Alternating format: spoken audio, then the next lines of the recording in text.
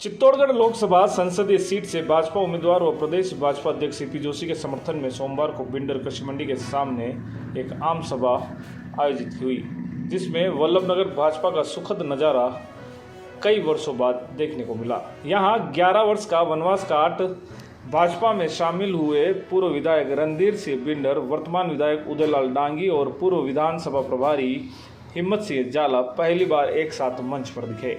इस पर मुख्य अतिथि भाजपा राष्ट्रीय महामंत्री अरुण सिंह ने कहा कि भाजपा के तीनों शेर अब एक साथ आ गए हैं तो वल्लभनगर से कांग्रेस का पूरा सूपड़ा साफ होना तय है। प्रदेश सरकार में राज्य मंत्री जाबर सिंह खर्रा ने कहा कि आज़ादी के पहले से संविधान का गला घोटने वाली कांग्रेस की बातों में जनता अब आने वाली नहीं है।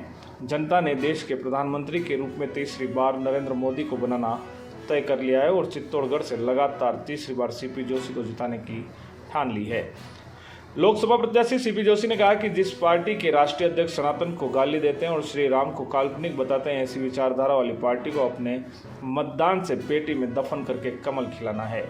मेरी भगवान से प्रार्थना है कि वल्लभनगर भाजपा की एकता को अब किसी की नजर न लगे। इस अवसर पर सैकड़ों कार्यकर्ता मौजूद थे। वहीं इसके बाद शाम को बिंडर में सीपी जोशी, जाबर सिंह खर्रा, रणधीर सिंह बिंडर, हिम्मत सिंह जाला ने रोड शो करके लोगों से मतदान करने की अपील भी की। 35 सालों के बाद कुराबेड़ और हमारी बिंडर की कुछ पंचायतों को 35 सालों के बाद टीएसपी क्षेत्र में शामिल किया गया है। और वहां भी आज मैं कह रहा था कि 55 साल में जितनी उस क्षेत्र के लोगों को सरकारी नौकरी नहीं मिली, उतनी पिछले 5 सालों में सरकारी नौकरियां मिली। विकास की कई लंबी चौड़ी बातें हैं, लेकिन ये मंच एक अनुभवी मंच है। इन सब लोगों के मार्गदर्शन में, इन सब लोगों के साथ से, इन सब लोगों के सहयोग से आज चित्तौड़गढ़ संसदीय क्षेत्र में मैं इसीलिए 55 सालों का मुकाबला 10 सालों से इसलिए करता हूं। आज भी डेटा उठा के देखेंगे तो प्रधानमंत्री आवास हो, चाहे शौचालय हो, चाहे उज्ज्वला का कनेक्शन हो, चाहे जनधन का खाता हो, चाहे फसल खराबे का पैसा हो, चाहे किसान सम्मान निधि हो, चाहे रेलवे हो, चाहे हाईवे हो, चाहे सीआरएफ की सड़कें हो, 55 साल से ज्यादा इन 10 सालों में नरेंद्र मोदी जी की सरकार ने दिया है। केंद्रीय Vidyalaya, Navodaya Vidyalaya, medical college, Eklavya model school, Swami Vivekananda model school. क्या कारण है कि 10 सालों में इतना काम एक साथ हो जाता है?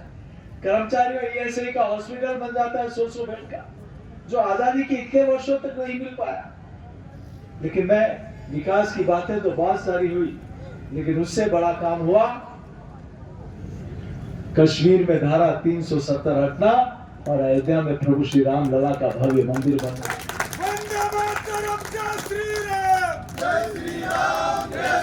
कल हनुमान जयंती है।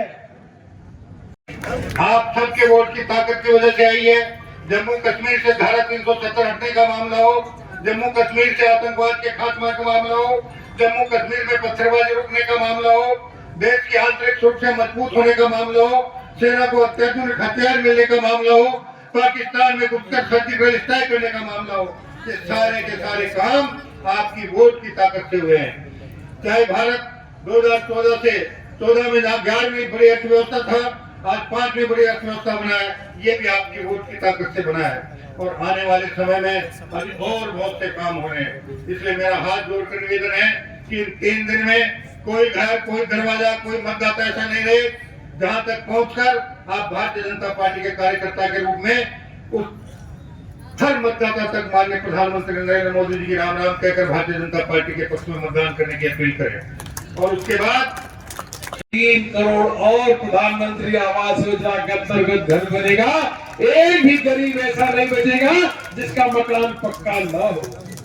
इसलिए तो मोदी जी के साथ खड़े हैं। यह घोषणा की है। अब आपको मालूम है कि जब मोदी जी घोषणा करते हैं तो घोषणा पूरी भी होती है। आज महिलाओं की बहुत बड़ी संख्या पूरे देश भर में महिलाएं निकल कर मोदी मोदी मोदी मोदी मोदी मोदी कर रही हैं। आगे क्यों कर रही है? क्योंकि महिलाओं के लिए उनकी आमदनी कैसे बढ़े, उनकी पूरी चिंता किया। और तो और कहा है कि हम महिलाओं को 1 करोड़ महिलाओं को लखपति दीदी बनाने का हमने टारगेट लिया था। अब उन्होंने कहा है कि 3 करोड़ और महिलाओं को लखपति दीदी बनाने का काम करेंगे। हर गांव में लखपति दीदी अगर बनाने का कोई काम करेंगे तो देश का प्रधानमंत्री नरेंद्र मोदी जी करेंगे। यह संकल्प भी है और यह घोषणा भी है और यह पूरा भी होगा।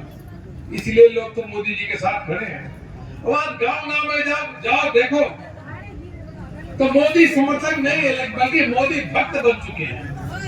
इसलिए मित्रों आप सबसे मेरा निवेदन है और जो विशेष रूप से महिलाएं यहाँ बैठी उनसे निवेदन है कि लोगों से जाकर के मिल करके बात करिए कि एक एक वोट मोदी जी के नाम पे जाना चाहिए, एक एक वोट मोदी जी को पढ़ना चाहिए। और कांग्रेस जो पार्टी जिसको तोड़ने का काम किए, समाज को तोड़ना, देश को तोड़ना, जाति धर्म में आपस में एक दूसरे से लड़ाई कराना, भेदभाव करना, ऐसे कांग्रेस पार्टी जो डूबती हुई जहाज है उस डूबती हुई जहाज में तो वोट देता नहीं है। इसलिए कांग्रेस पार्टी का समाप्ति वक्त लगभग इस बार और तय ही है। मित्रों आप सबसे निवेदन है